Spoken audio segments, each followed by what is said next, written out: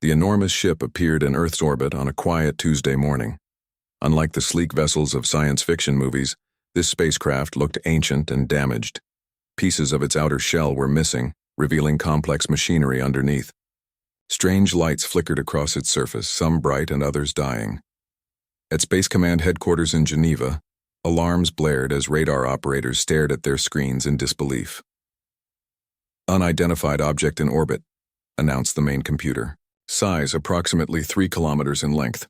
General Santos rushed into the control room, his uniform hastily buttoned.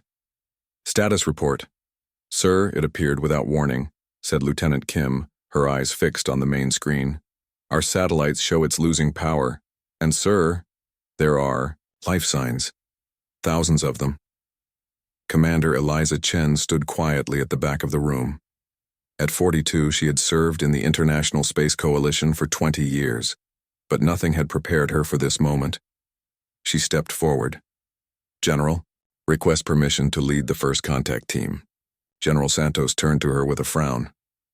Chen, this could be dangerous. With respect, sir. I've trained for this situation my entire career. After a tense silence, Santos nodded. Prepare your team. But at the first sign of danger, you return immediately. 6 hours later, Commander Chen floated through the airlock connecting their shuttle to the alien vessel. 5 specialists followed behind her, each carrying scientific equipment and weapons. The alien ship had responded to their communication attempts with a simple message in multiple Earth languages. Help us, we were abandoned. The interior of the ship was dim, lit only by emergency lights that cast long shadows. The air was breathable, but smelled strange, like cinnamon mixed with metal. Life signs ahead, whispered Dr. Rodriguez, the team's biologist. Around that corner. Chen moved forward slowly. This is Commander Eliza Chen of Earth. We come in peace. A tall figure stepped into view. The team gasped collectively. The alien stood nearly 7 feet tall with crystalline skin that refracted light in rainbow patterns. Where humans had hair, this being had thin, translucent filaments that glowed softly. Its eyes, 3 of them, were large and completely black. I am Crystallis, the alien said in perfect English, though its mouth didn't move. The voice seemed to come from vibrations in its crystal body. Elder of the Vraxian people, we thank you for answering our call. Over the next few hours, more Vraxians appeared. They moved slowly, clearly weak from malnutrition. Chen's team distributed emergency rations and water, which the aliens accepted gratefully. Crystallis explained their situation. We were once part of the Galactic Consortium, an alliance of advanced civilizations. For generations, we served them by mining rare minerals with our natural abilities to detect resources in deep space. The alien's body dimmed slightly, a gesture Chen would later learn signified sadness. When our home system's star became unstable, we requested relocation. The consortium refused. They said our species was no longer essential to their needs. They left us with this old ship and minimal supplies. We were deemed evolutionarily unfit. Dr. Rodriguez looked horrified. They abandoned your entire species because you weren't useful anymore? Yes. We have drifted for 97 of your Earth years. Our children have never known a planet beneath their feet. Commander Chen felt anger rising within her. The story reminded her of her grandmother's tales, how she had fled Vietnam in a small boat, how passing ships had ignored their distress signals, how only luck had saved them from drowning. How many of you are there? She asked. 4,322, Crystallis answered. There were more when we began our journey. Chen's communication device buzzed. It was General Santos. Commander, return to Earth immediately. The United Nations Security Council is meeting to decide our response to the aliens. Sir, these people need immediate assistance. Their life support systems are failing. That's not your call to make, Commander. Return now. Chen looked at the Vraxians surrounding her team. Many were children, their crystal bodies smaller and brighter than the adults. They watched her with those large black eyes, filled with hope. She made her decision. Team, prepare evacuation protocols. We're bringing as many as we can fit in our shuttle. Lieutenant Park looked shocked. Commander, those aren't our orders. I'll take full responsibility, Chen said firmly. We have room for 200. We'll start with the children and their caregivers. As if on cue, a massive explosion rocked the ship. Emergency alarms wailed as the lights flickered. Primary power core failure, announced a mechanical voice in an alien language which somehow Chen could understand. Complete system failure in 3 hours. Crystalis touched Chen's shoulder. You would help us, even against your orders? On Earth we have a saying, Chen replied. No one left behind. The evacuation proceeded quickly.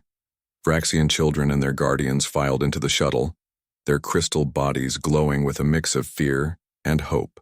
Chen remained on the alien ship, coordinating with Earth to send more shuttles. By the time the Vraxian ship's systems failed completely, 843 aliens had been evacuated to Earth. The rest remained in the disabled vessel, placed in emergency stasis chambers that would keep them alive until more permanent arrangements could be made. When Commander Chen finally returned to Earth, she was immediately taken into custody for disobeying direct orders. As security officers led her away, she caught a glimpse of the Vraxian children stepping onto Earth soil for the first time, their crystal bodies glowing brightly in the sunlight. One small Vraxian broke away from the group and approached her. Thank you, the child said, touching Chen's hand. Where their skin made contact, a small crystal formed, a perfect teardrop shape that glowed with inner light. Chen closed her hand around the crystal as the security team led her away. She might face court-martial, but looking at the rescued aliens, she knew she'd made the right choice. The next day, Crystalis revealed something that would change humanity's path forever. The Vraxians weren't the only species abandoned by the Galactic Consortium. There were others out there, drifting between stars, waiting for someone to find them. Earth had a decision to make. 6 months had passed since the Vraxians arrived on Earth. In the Arizona desert, a facility spread across 5 square miles housed most of the rescued aliens. The complex was part laboratory, part living quarters, and part cultural exchange center. Some called it a sanctuary. Others called it a prison. Dr. Sanjay Patel wiped sweat from his forehead as he walked between the climate-controlled domes.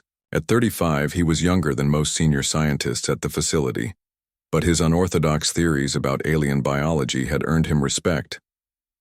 The plants are growing faster than expected, said his assistant, showing him a tablet with growth charts. The Vraxian presence seems to accelerate the process. Dr. Patel nodded, examining the garden where Earth plants grew alongside alien species. What had started as an experiment was becoming a breakthrough. They're forming a symbiotic relationship, he explained. The Vraxians don't just adapt to their environment, they enhance it. Inside the main dome, Vraxians moved about their daily business. Their crystal bodies had become brighter since arriving on Earth, reflecting the desert sunlight in rainbow patterns.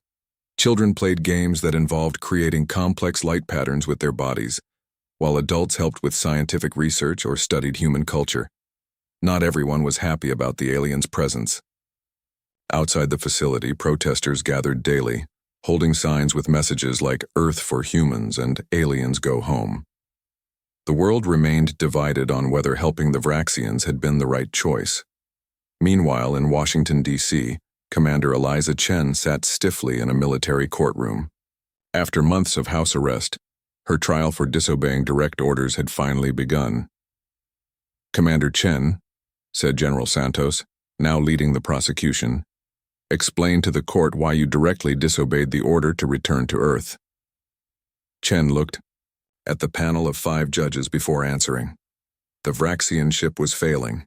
If we had waited for official approval, everyone aboard would have died. That wasn't your decision to make, countered Santos.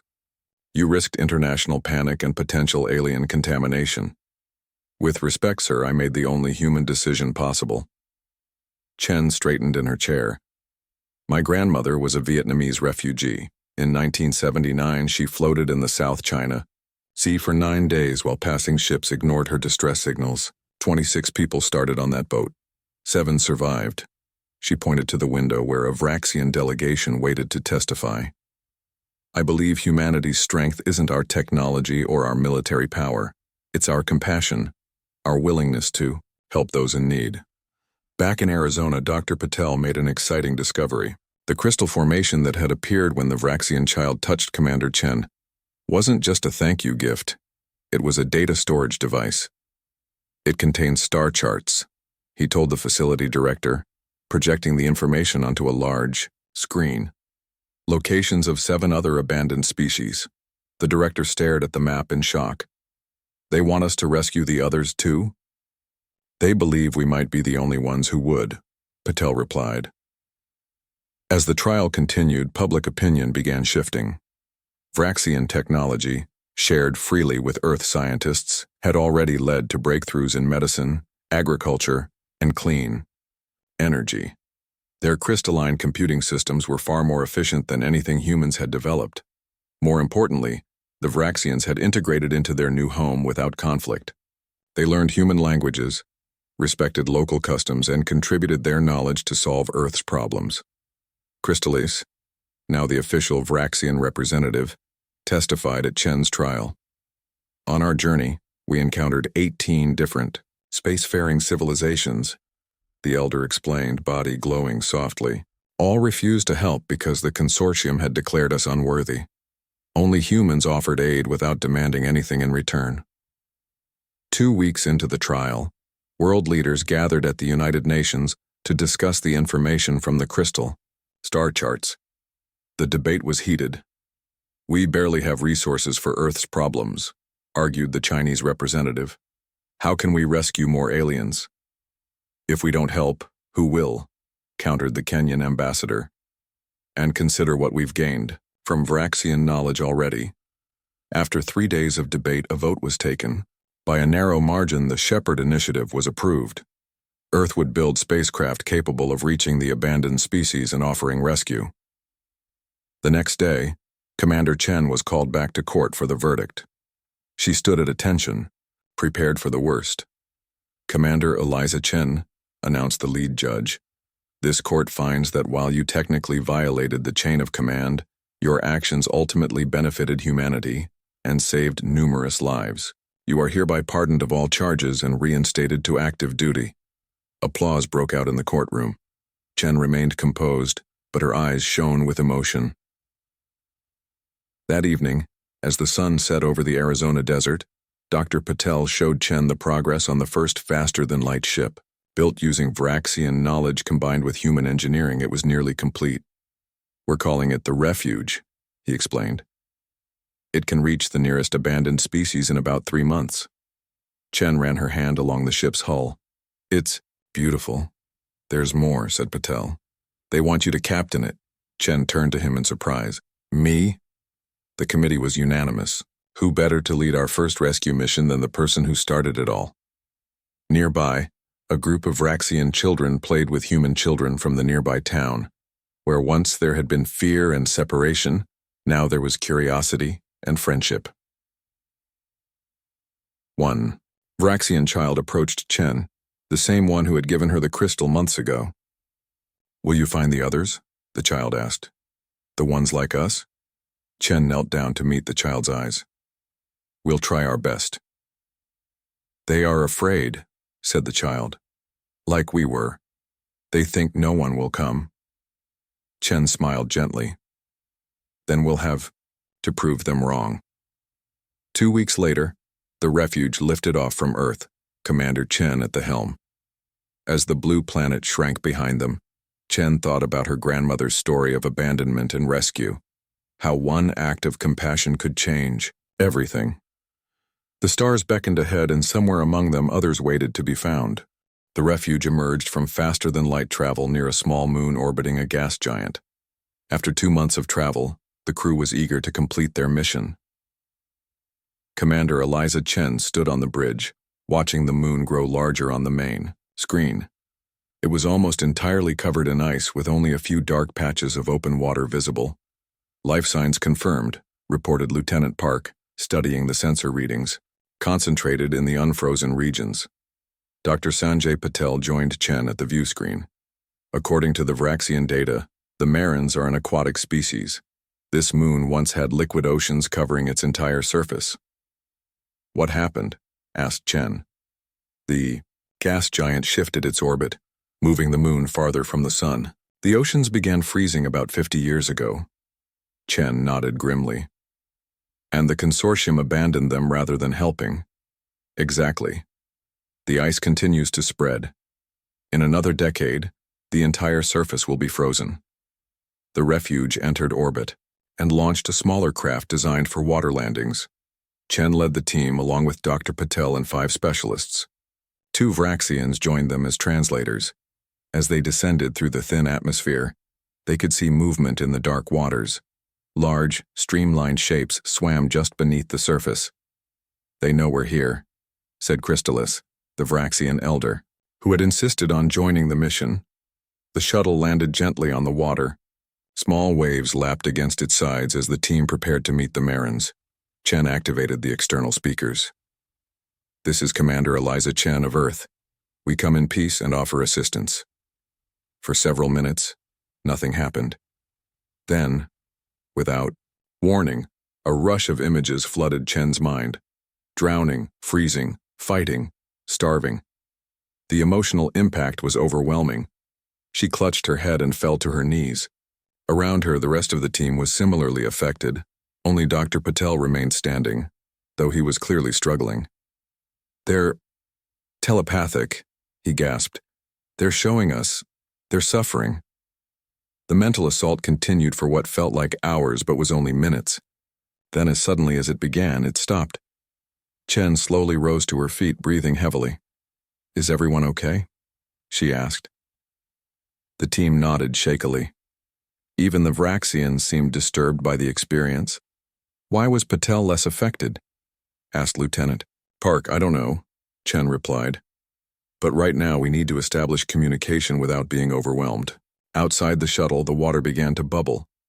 A large, sleek creature rose to the surface. It resembled an earth dolphin, but was twice as large, with iridescent blue skin and 4 eyes positioned around its head for 360-degree vision. Where a dolphin would have a blowhole, this being had a complex breathing apparatus that expanded and contracted rapidly. More Marins surfaced around the first one. They made no sounds that the humans could hear, but Chen felt a gentle probing at the edge of her mind. Dr. Patel stepped forward. "I think they're trying to communicate more carefully now. Let me try something." He closed his eyes and concentrated on projecting thoughts of peace and assistance. The lead Marin's eyes widened, and it nodded its large head. A clear thought formed in Chen's mind. "You came. No one comes." For the next hour, the team established mental communication with the Marins. They learned that when the oceans began freezing, the Marin civilization fractured. Different groups fought over the remaining open water, forgetting their once advanced culture in the struggle to survive. "We offer transport to Earth," Chen explained mentally, projecting images of the Vraxians living peacefully on their new home. The lead Marin, who identified itself as Deep Singer, responded with skepticism. "Why would you help? What do you want from us?"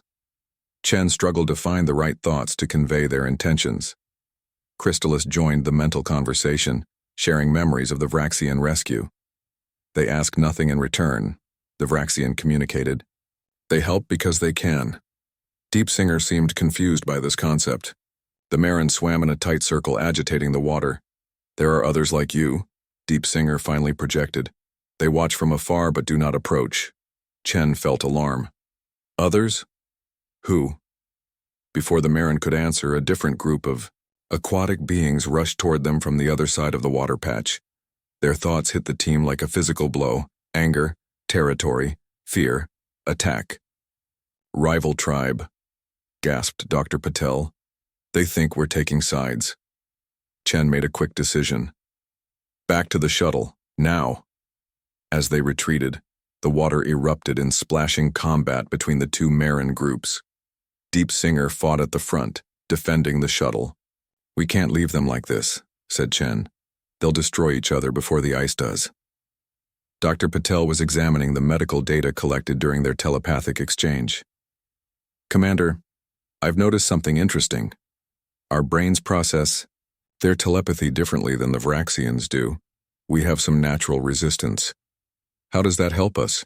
If we can teach them to modulate their communications based on human neural patterns, they might be able to communicate without overwhelming emotions. It could help the tribes negotiate. Chen nodded. Do it. Over the next week, Dr. Patel worked with Deep Singer's tribe to develop mental shielding techniques.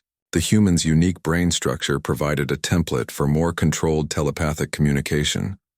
Meanwhile, Chen met with leaders from all 5 Marin tribes, offering evacuation to any who wished to leave. The mental shielding techniques allowed them to discuss without emotional overflow, triggering combat. As negotiations continued, the refuge received an unexpected transmission from Earth. Admiral Wang's face appeared on the main screen, looking grave. Commander Chen, we've received a communication from the Galactic Consortium. Chen felt a chill. What did they say? They warned us to cease what they called interference with natural selection. According to them, species must survive without assistance or perish. That's barbaric, said Chen. There's more, Wang continued. Our deep space sensors detected an unidentified vessel at the edge of the system. It disappeared when we tried to make contact.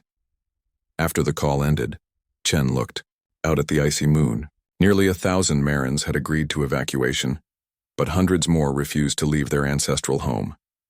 As the last evacuation vessels loaded, Deep Singer approached Chen's shuttle. There is something you should know, the Marin projected. The consortium does not abandon species because they are weak. They abandon those who show signs of becoming their equals. The Marin's large eyes blinked slowly. Be careful, humans. Your compassion makes you strong in ways they fear. As the refuge departed with its new passengers, Chen noticed a brief energy signature at the edge of their sensors. The unknown vessel watching them leave. Their mission was becoming more dangerous but also more important. They weren't just saving abandoned species, they were challenging the cruel philosophy that had dominated the galaxy for millennia. The stars stretched into lines as they jumped to faster-than-light speed, heading toward the next coordinates on their rescue mission. 4 months into their mission, the refuge had rescued 2 more abandoned species. The Kalar were humanoid beings with technology integrated into their bodies. They had been stranded on a failing orbital platform, slowly losing power. The Vespians were insect-like creatures with a shared mind, abandoned on an asteroid belt after its valuable minerals were depleted. Commander Eliza Chen stood in the observation deck, watching Earth grow larger as they approached home. Behind her, Dr. Sanjay Patel studied data on a tablet. The compatibility between these species is remarkable, he said. The Vraxians' crystal technology works perfectly with the Kalar's machine interfaces, and the Marin's telepathy enhances the Vespian's hive mind. Chen nodded. Too perfect to be coincidence. I agree. I think the consortium engineered these species to work together. Each one has specialized abilities that complement the others. Like parts in a machine, Chen said quietly. And when a part isn't needed anymore, they throw it away, Patel finished. The refuge landed at the International Space Coalition headquarters in Kenya. The facility had expanded significantly since they left, with new habitats designed for each alien species. Admiral Wang greeted them as they disembarked. Welcome back, Commander. The Council is eager to hear your report. How are things on Earth? Chen asked. Wang's expression darkened. Mixed. The integration is going well in most places. The Vraxians' crystalline biotechnology has revolutionized our energy systems. The first Marins who arrived have helped advance our understanding of brain disorders through their telepathy. But, Chen prompted, there's growing opposition. Several nations have banned aliens from their territories. There have been attacks on mixed communities. Chen frowned. By who? A movement called Earth First. They believe helping these species will drain our resources or lead to invasion. Inside the facility, Chen saw the positive side of integration. Human and alien children played together in a specially designed park. Vraxian crystal structures provided clean energy and created beautiful, sustainable habitats. Marin telepathy teachers helped human students develop mental focus. Kalar engineers worked alongside humans to build advanced technology. Later that day, Chen and Patel presented their findings to the United Earth Council. Representatives from every major nation listened intently. The abandoned species were engineered by the consortium to serve specific functions, Chen explained. When those functions were no longer needed, they were discarded. Like obsolete tools, added Dr. Patel. The Vraxians were miners, the Marins were deep space communicators, the Kalar were living computers, and the Vespians were builders. An Ainik, elderly councilwoman from Nigeria, raised her hand. And what does the consortium want with Earth? Why warn us away from helping these species? We believe they see us as a threat, Chen replied. Not militarily, but philosophically. Our willingness to help abandoned species challenges their entire system. After the meeting, Chen visited the new Integrated Research Center where scientists from all species work together. She found Dr. Patel in the genetics lab, staring at a large display of DNA sequences. Commander, you need to see this, he said, his voice tense. On the screen were 5 DNA patterns labeled human, Vraxian, Marin, Kalar, and Vespian. Notice anything? Patel asked. Chen looked closer. They all have similar sections. Exactly. We've been analyzing genetic samples from all 5 species. There are markers that couldn't possibly have evolved independently. The consortium modified all of them, Chen said. Yes, but look at this. Patel highlighted the human DNA sequence. Our modification is much older, at least 100,000 years old, and it's different from the others. What does it mean? Patel took a deep breath. It means humans were also engineered by the consortium, but we were abandoned much earlier in our development, not for failure, but for showing independence, Chen finished, remembering Deep Singer's warning. They saw something in us they didn't like. Something that made us dangerous to them, Patel agreed. Our adaptability, our compassion, our fierce protection of the vulnerable. He pointed to specific gene sequences. These should have made us obedient specialists like the others. Instead, we developed in unexpected ways. The implications were enormous. Humanity had not just stumbled upon abandoned species. They were one themselves, left to develop in isolation. Does anyone else know this? Chen asked. Not yet. I wanted you to see it first. Keep it quiet for now. This information could be dangerous in the wrong hands. That night, Chen couldn't sleep. She walked through the quiet facility thinking about what they had learned.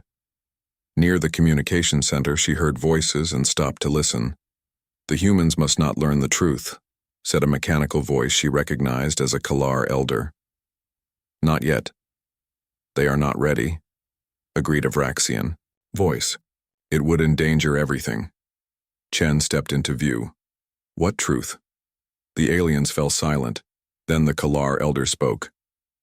Commander Chen, we were just discussing. Don't lie to me, Chen interrupted. What are you hiding? The Vraxian's crystal body dimmed slightly. We did not tell you everything about the consortium's interest in Earth. Tell me now. The Kalar's mechanical eyes whirred as they focused. The reason the consortium fears humanity is not just your compassion. It is what you might become if united with us. What do you mean? Each abandoned species was designed with specific limitations, explained the Vraxian.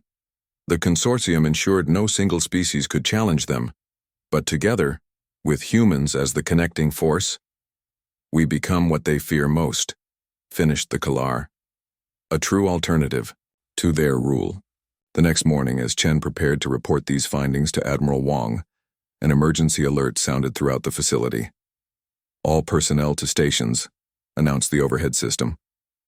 Unidentified vessels approaching Earth orbit. Chen rushed to the command center. On the main screen, 3 sleek ships unlike any she had seen before hung in orbit. The consortium, whispered a Vraxian technician beside her. Admiral Wang turned to Chen. They're requesting to send a diplomatic mission to Earth. They say they want to discuss our misguided rescue operations. And if we refuse?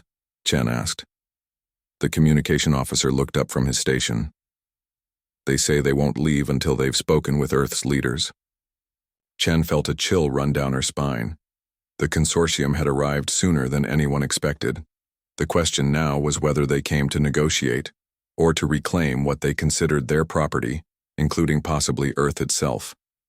Accept the meeting, Chen said firmly, but on our terms, not theirs. The true test of humanity's compassion was about to begin. The meeting with the consortium representatives was scheduled to take place at the United Nations headquarters in New York. Security was unprecedented, with military forces from every major nation surrounding the building. Commander Eliza Chen stood beside Admiral Wang as the consortium ship descended. Unlike the damaged vessels of the rescued species, this craft was flawless, a sleek silver oval that made no sound as it landed. Remember, Wang whispered, we're negotiating from a position of strength. Earth is united on this. Chen wasn't so sure. During the emergency session the previous day, several nations had expressed interest in what the consortium might offer. The promise of advanced technology was a powerful lure. The ship's door opened without a seam appearing. 3 beings emerged, and the assembled humans gasped collectively. The consortium representatives were tall and slender, with skin that seemed to shift between solid and transparent. They moved with perfect grace, as though gravity affected them differently. Their faces had human-like features, but their eyes were large and completely white without pupils. They look like angels, murmured a nearby official. Or what we imagined angels to look like, Chen replied quietly. Don't be fooled by appearances. The lead representative approached and bowed slightly. I am Delegate Lumen of the Galactic Consortium.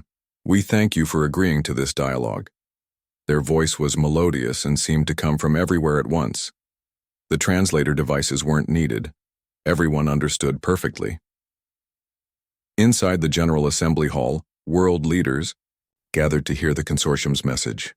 The 3 delegates stood on the central platform, their forms subtly glowing.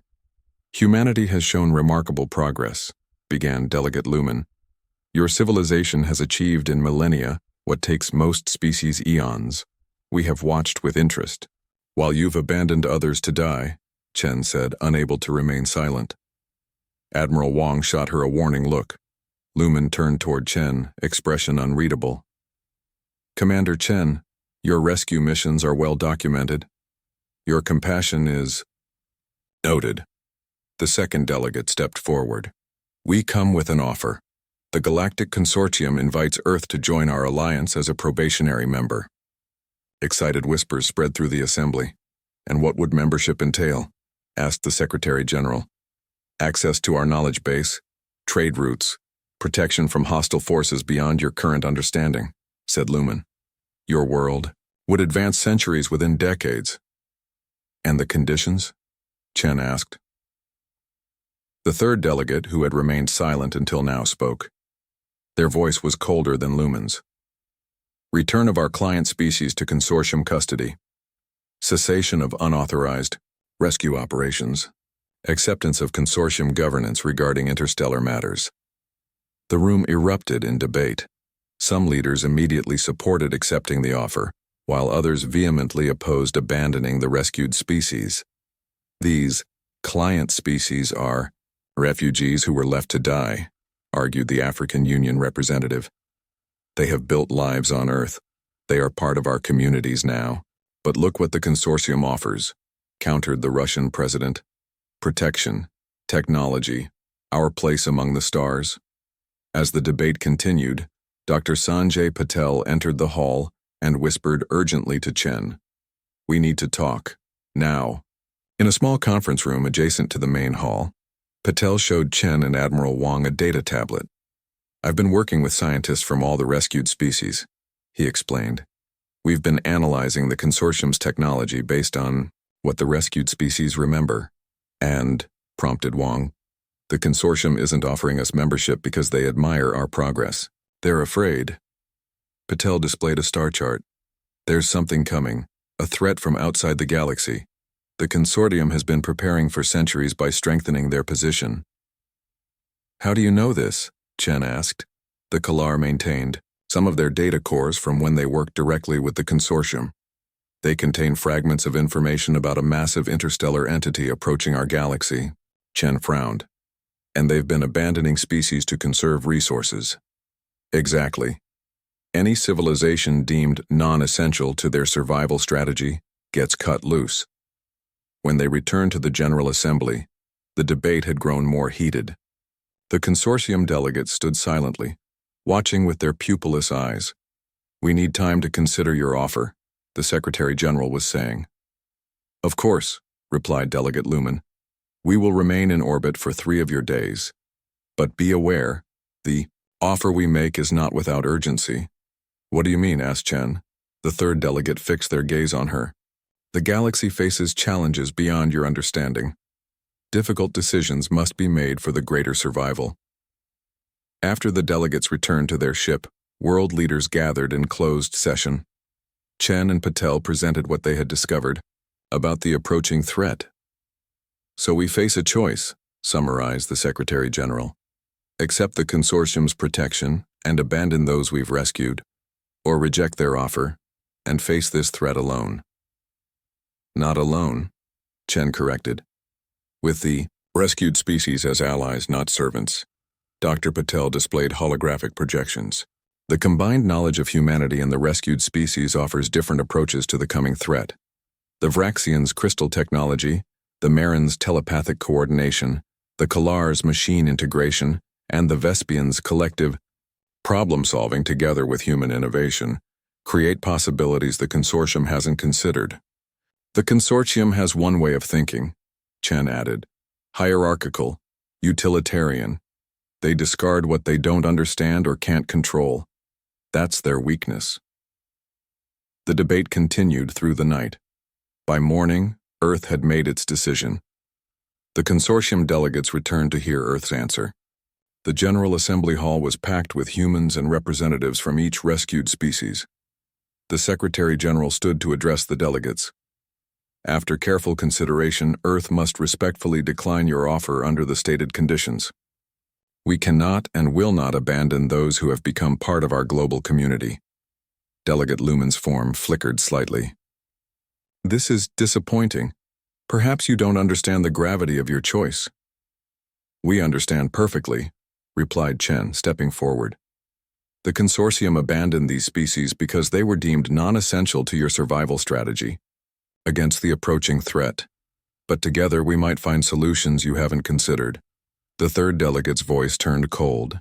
"You reject our wisdom, built over millions of years in favor of discarded tools?" "We reject your philosophy," Chen corrected. "Species aren't tools to be used and discarded. Different perspectives create stronger solutions." "This decision is final?" asked Lumen. "It is," confirmed the Secretary General. "Then we shall depart." Lumen's expression hardened. "But know this. The consortium does not allow unauthorized collectives to develop within its sphere of influence. We will return, and you will comply."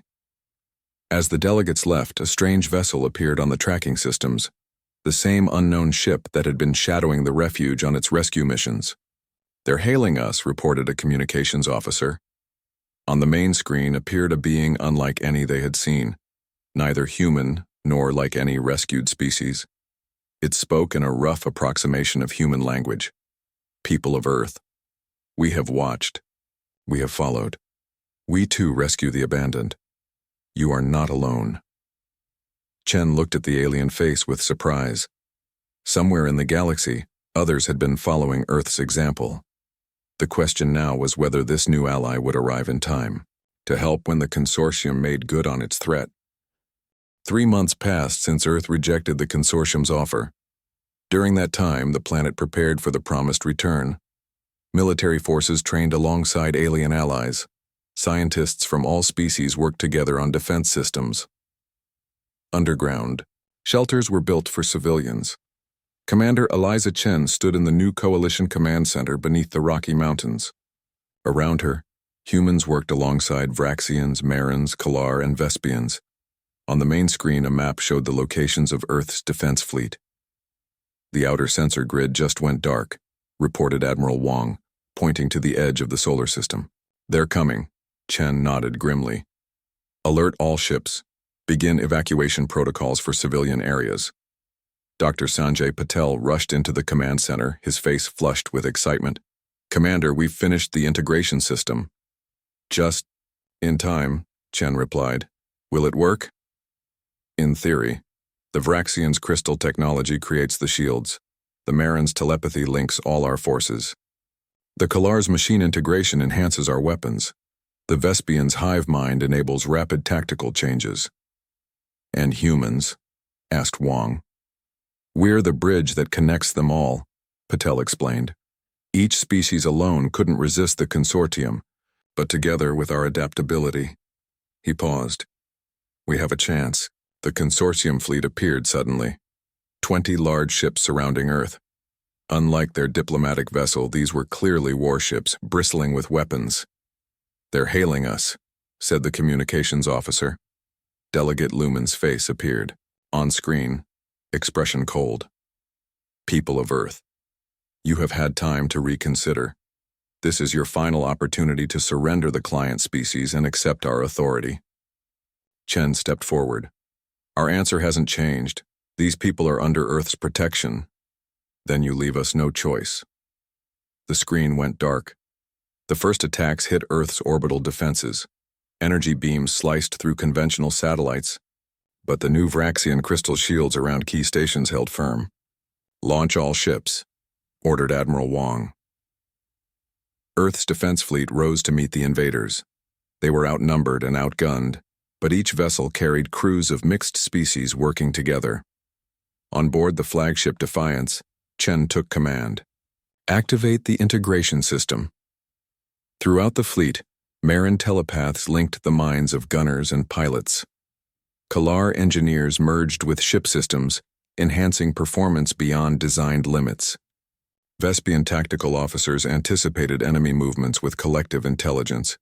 Vraxian crystal matrices reinforced hulls and weapons. The battle was fierce. 3 consortium ships fell to Earth's defenders, but 5 human vessels were destroyed. We can't hold them off forever, Chen told Patel over the communication link. Is the broadcast system ready? Almost. We need to get closer to their command ship. Chen ordered the Defiance to push through the battle line. They took heavy damage, but the Vraxian shields held just long enough. We're in position, Chen reported. Activate now. In the command center, Dr. Patel activated the experimental system they had been developing since learning of the consortium's philosophy. It wasn't a weapon in the conventional sense. Instead, it broadcast the collective emotional trauma of abandonment directly to the consortium forces. The effect was immediate. Consortium ships stopped firing as their crews experienced the despair, fear, and pain of being forsaken, emotions they had been engineered to suppress for generations. They're vulnerable, shouted Admiral Wang. We can destroy their entire fleet. No, Chen replied firmly.